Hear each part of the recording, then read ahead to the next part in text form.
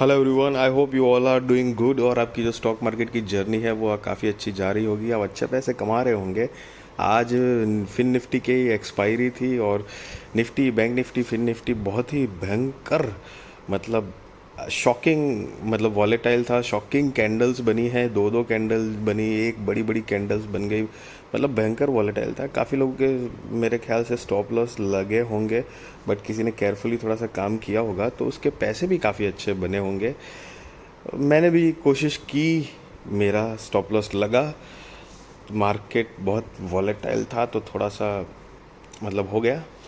खैर, चलिए, all the best to all of you. और अभी ये क्रिस्टल इंटीग्रेटेड सर्विसेज प्राइवेट लिमिटेड का आईपीओ आने वाला है। सॉरी, क्रिस्टल इंटीग्रेटेड सर्विसेज लिमिटेड का आईपीओ आने वाला है। तो चलिए आईपीओ डिटेल्स देखते हैं। तो कि आईपीओ डेट जो है वो 14 मार्च 2024 से लेकर 18 मार्च 2024 तक है।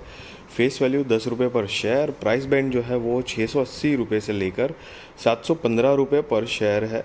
और लॉट साइज़ जो है वो 20 शेयर्स का है। टोटल इशू साइज़ जो है वो 41,97,552 शेयर्स है।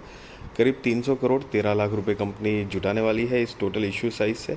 और फ्रेश इश्यूज़ के माध्यम से देखेंगे तो 24,47,552 शेयर्स आएंगे, जिससे कंपनी 175 करोड़ रुपए कलेक्ट करेगी। और ऑफ़र फॉर सेल के ज़रिए 17,50,000 शेयर्स आएंगे, जिससे कंपनी 125 करोड़ 13 लाख रुपए कंपनी कलेक्ट करने वाली है। कंपनी मतलब ओएफएस के जो पैसे कलेक्ट होंगे वो तो सीधे सीधे प्रमोटर्स के पास ही जाएंगे, वो कंपनी के अंदर नहीं जाएंगे। अब इसका जो आई मीन व्हाट आई से कि बेसिस ऑफ अलॉटमेंट जो है वो है 19 मार्च 2024 को। सो इन केस इस आईपीओ में अगर आप अप्लाई करते हो और आपका आईपीओ नहीं लगता है तो रिफ़ंड की इन्फॉर्मेशन आपको 20 मार्च 2024 को मिलेगी। और अगर आपका आईपीओ लग जाता है तो शेयर्स आपके डीमैट अकाउंट में क्रेडिट होंगे, वो भी 20 मार्च 2024 को। लिस्टिंग डेट जो है वो 21 मार्च 2024 है। Cut off time for UPI mandate confirmation शाम को 5 बजे 18 मार्च 2024 है। Issue type book built issue IPO है। लिस्टिंग जो है वो बीएसई एनएसई पे होने वाला है गाइस। सो ये एक मेन बोर्ड आईपीओ है गाइस, जिसकी share holding pre issue 1,15,24,400, share holding post issue 1,39,71,952 है। रिटेल कैटेगरी में मिनिमम एक लॉट के लिए तो अप्लाई करना ही है, जिसमें 20 शेयर साइन जाएंगे और 14,300 रुपये आपको देने हैं। रिटेल में मैक्सिमम 13 लॉट के लिए अप्लाई करना है, 260 शेयर्स आएंगे, 1,50,900 रुपये देने हैं आपको। एसएचएनआई में मिनिमम 14 लॉट के लिए अप्लाई करना है, 280 शेयर्स आएंगे, 2,02,000 रुपये आपको देने हैं। एसएचएनआई में ही मैक्सिमम 69 लॉट के लिए अप्लाई कर सकते हो, 1,380 शेयर्स आएंगे, 9,86,700 रुपये आपको देने हैं। और BHNI कैटेगरी में मिनिमम 70 लॉट के लिए अप्लाई करना है, 1,400 शेयर्स आएंगे, 10,01,000 रुपये आपको देने हैं guys. Reservation QIB shares offered not more than 50% of the net issue है। Retail shares offered not less than 35% of the net issue है। NII HNI shares offered not less than 15% of the net issue है। और promoters देखेंगे, the promoters of the company are Prasad Minesh Lad, Neeta Prasad Lad, शैली Prasad Lad, Shubham Prasad Lad and crystal family holdings private limited, जो कि promoters है ये सारे कंपनी के, जिनकी शेयर होल्डिंग प्री इशू 99.99% है और शेयर होल्डिंग पोस्ट इशू यहाँ पर नहीं दी गई है। सो बेसिकली ऑलमोस्ट सारा जो स्टेक है वो उन्हीं के पास है।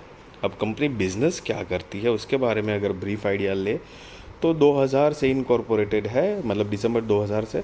Crystal Integrated Services limited is a company that provides facilities management services. They offer a wide range of services such as housekeeping, sanitation, landscaping, gardening, mechanical, electrical and plumbing services, waste management, pest control, facade cleaning and other services such as production support, warehouse management and airport management. The company offers staffing, payroll management, private security, manned guarding and catering services. तो basically company का ये business है। और company March 31, 2023 the company served 134 hospitals, 224 schools, 2 airport, 4 railway station and 10 metro stations. They also offered catering on some trains. The company served 262 customers in 2021, 277 in 2022 and 326 in 2023.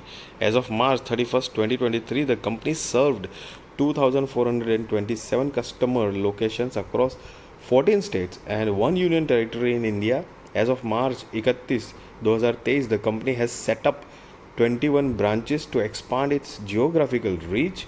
और उसके नीचे company का कुछ profit है, हालांकि वो तो हम देखेंगे डिटेल में नीचे। और कंपनी के पास अभी तक 31,881 एम्प्लॉयज़ की टीम है, अलग अलग डिपार्टमेंट मिला के 31 मार्च 2023 के अकॉर्डिंग। अब कंपनी की अगर फाइनेंशियल्स देखेंगे तो यहाँ पर 31 मार्च 2021, 22, 23 और 30 सितंबर 2023 के फाइनेंशियल्स है।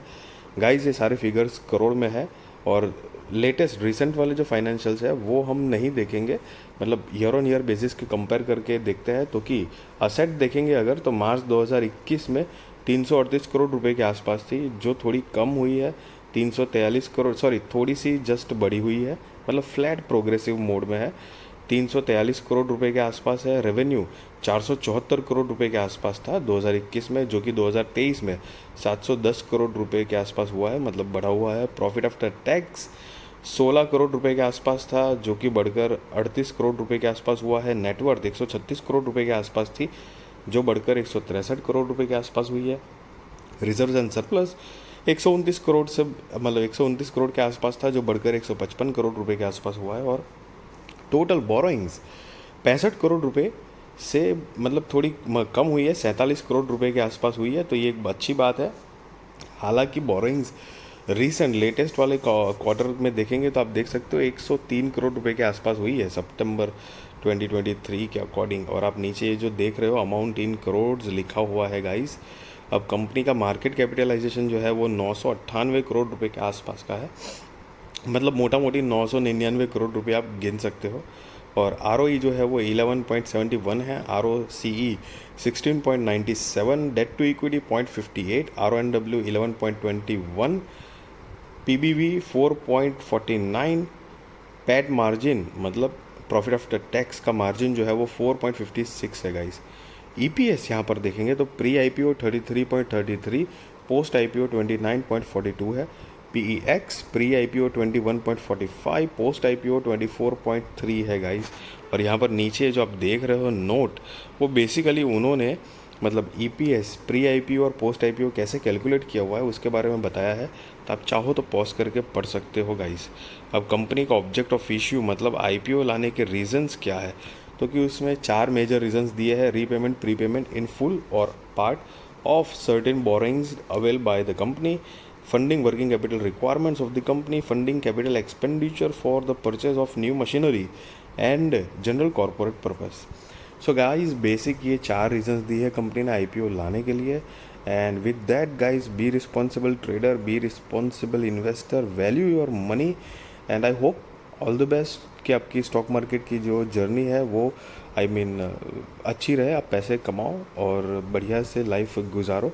And all the best to all of you for that. And with that मैं आपको यहाँ पर कोई मतलब IPO में अप्लाई करो या ना करो या कोई बाय और सेल रिकमेंडेशन नहीं दे रहा हूँ गाइज, वो आप अपने रिस्क रिसर्च फाइनेंशियल एडवाइज़र को पूछ कर करना। वीडियो अच्छी लगी तो ज़रूर लाइक शेयर सब्सक्राइब करिए, आपके सारे कॉन्टैक्ट के साथ भी मेरे वीडियो चैनल शेयर करिए ताकि उनकी भी स्टॉक मार्केट की जर्नी और भी ज़्यादा कॉन्फिडेंट, सक्सेसफुल और अवेयर हो पाए guys. Thank you so much.